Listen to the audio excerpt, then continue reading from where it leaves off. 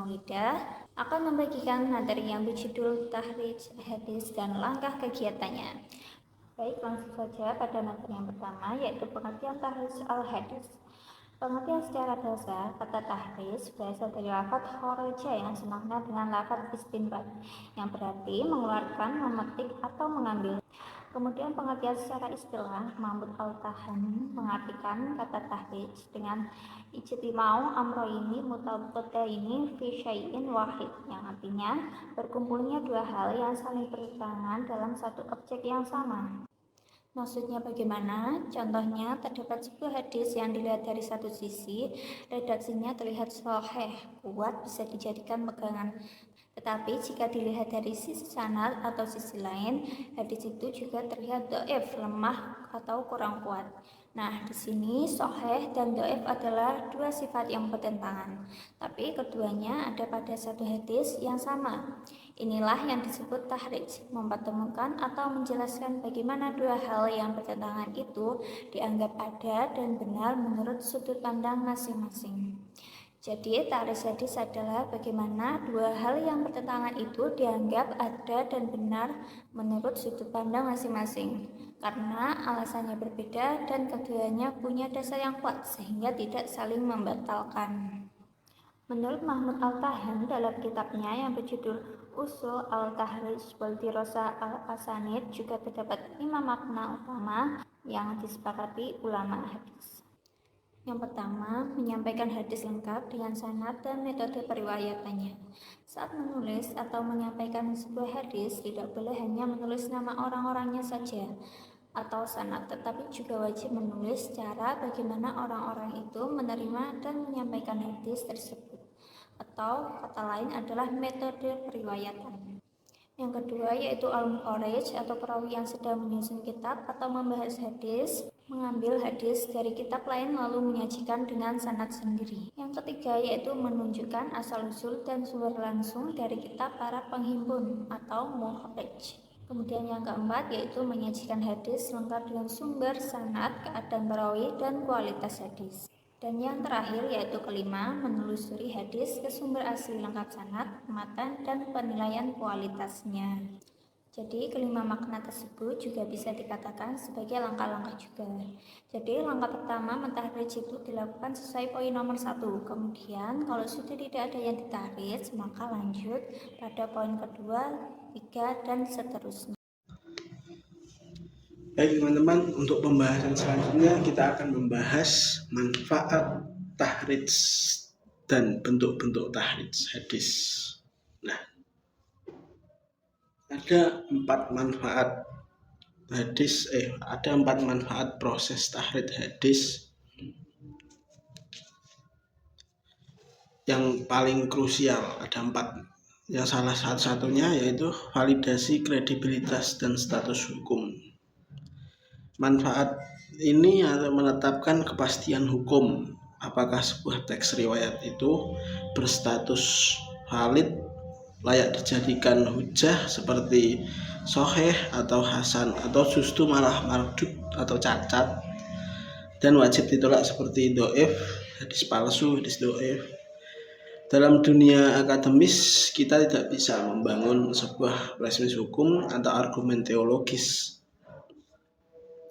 jika fondasi dasarnya adalah riwayat yang rapuh. Tahrij memutus rantai penyebaran misinformasi dengan cara membedah integritas moral dan akurasi ingatan dari setiap individu yang berada di dalam jalur transmisi tersebut. 2. Melacak dan menguatkan struktur sanad. Nah, di sini peneliti menemukan draft hadis yang sekilas memiliki cacat bawaan. Misalnya ada mata rantai yang terputus atau sosok perawi yang identitasnya samar. Nah, melalui tahrij ini yaitu kita bisa melacak jalur transmisi alternatif dari kitab-kitab primer yang berbeda. Yang ketiga ada manfaatnya yaitu kontekstualisasi dan pemahaman makna yang presisi. Membaca hadis hanya dari satu draft redaksi adalah sebuah kesalahan fatal. Tahrij memaksa peneliti untuk mengumpulkan seluruh variasi teks dari hadis yang sama di berbagai kitab induk. Dengan membandingkan variasi itu tadi, kita bisa merekonstruksi biar latar belakangnya historis, sosiologis mengapa Nabi mengucapkan itu tadi, atau yang kita sebut asbabul wurud. Hasilnya mahasiswa itu tidak terjebak dalam literalisme sempit dan mampu melihat esensi hukum Islam secara lebih inklusif dan adaptif. Manfaat yang keempat adalah akurasi tekstual dan deteksi distorsi. Manusia tempatnya salah dan lupa. Dalam proses penyalinan kitab selama berabad-abad, potensi terjadinya error sangat besar. Tahrij langsung ke sumber primer berguna untuk mendeteksi dua malpraktik teks, tashif kekeliruan pelajaran titik huruf Arab, misal huruf ba, ta, dan nun, dan tahrij perubahan harokat yang bisa merusak makna hadis tersebut. Tahrij memastikan bahwa draft teks yang kita baca hari ini adalah yang murni tanpa adanya intervensi kalimat yang menyesatkan. Lalu kita ke pembahasan selanjutnya, ada bentuk-bentuk tahrij dan metode pendekatan tahrij hadis. Para ulama itu membaginya ada 5. Yang pertama adalah tahrij berdasarkan lafal pertama matan. Nah, bentuk pendekatan ini adalah termasuk metode manual yang sangat mengandalkan keakuratan kata pertama dari teks hadis. Jika peneliti tahu persis huruf dan kata awal dari sebuah riwayat, mereka bisa langsung melacaknya. Yang kedua ada tahrij berdasarkan kata kunci. Metode ini tidak peduli di mana posisi kata tersebut berada, baik di awal, di tengah, atau di akhir kalimat matan. Syaratnya peneliti harus mampu menganalisis dan mengambil 1 atau 2 kata kunci berupa kata benda atau kata kerja yang sifatnya langka, unik, atau jarang digunakan dalam percakapan bahasa Arab. Yang ketiga ada tahrij berdasarkan nama perawi sahabat. Jika draft hadis yang dipegang sudah mencantumkan nama sahabat Nabi yang menjadi informan pertama dari Rasulullah, misalnya seperti dari jalur Aisyah, Umar bin Khattab, atau Abdurrahman bin As, maka metode ilmiah yang paling logis untuk digunakan peneliti langsung melompati teks, matan, dan fokus mencari klaster riwayat berdasarkan tokoh sosiologisnya. Yang keempat ada tahrij berdasarkan topik atau klasifikasi hukum. Nah, pendekatan tematik yang sangat disukai oleh mahasiswa yang sedang mengkaji isu-isu kontemporer. Peneliti tidak perlu tahu teks Arabnya secara detail, melainkan cukup mengidentifikasi tema besar dari hadis tersebut. Apakah masuk dalam adab, atau ekonomi, atau hukum nikah, ataupun akidah. Yang kelima, yang terakhir adalah tahrij digital berbasis komputasi modern. Nah, ini adalah bentuk evolusi tahrij di era digital.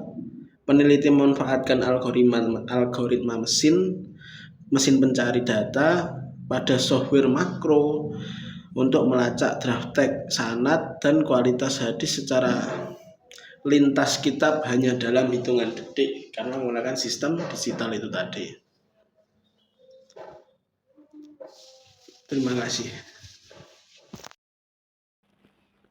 Metode dan langkah-langkah tahrij hadis. Yang pertama yaitu cara tahrij berdasarkan lafaz pertama hadis. Caranya yaitu mengingat satu kata hadis, mencari pada kitab indeks yang sesuai dengan urutan huruf hijaiyah.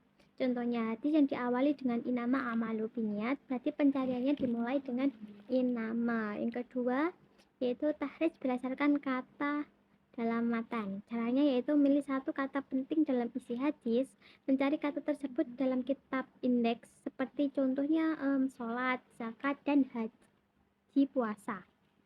Ketiga yaitu tahrij berdasarkan riwayat rawi sahabat, yaitu mengetahui nama sahabat yang meriwayatkan hadis.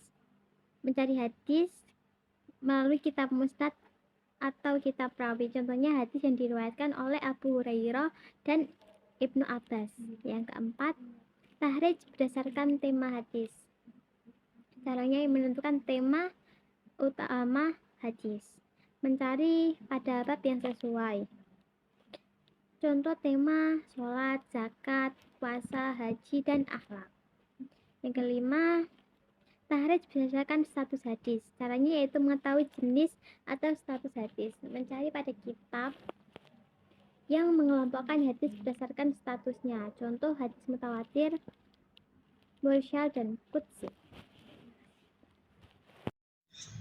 Baik, kita masuk kesimpulan. Yaitu kesimpulan yang pertama adalah secara bahasa, tahrij itu berasal dari kata kharaja yukhriju tahraj, yang berarti mengeluarkan, memetik, atau mengambil. Nah, secara istilah, tahrij adalah kegiatan menelusuri, mencari, atau menunjukkan asal-usul serta sumber pengambilan suatu hadis dari kitab-kitab asli, lengkap dengan sanad, matan, serta penjelasan kualitas hadis tersebut. Yang kedua, manfaat tahrij itu sangat krusial di era digital saat ini. Tahrij berfungsi sebagai background check buat memvalidasi kredibilitas hadis, apakah statusnya sahih, hasan, dhaif, atau palsu. Menguatkan jalur transmisi lewat data pendukung, mencegah pemahaman yang kaku, serta mendeteksi error tekstual akibat salah ketik atau salah harokat. Yang selanjutnya yaitu perkembangan teknologi digital telah mempermudah proses tahrij melalui berbagai perangkat lunak dan basis data hadis.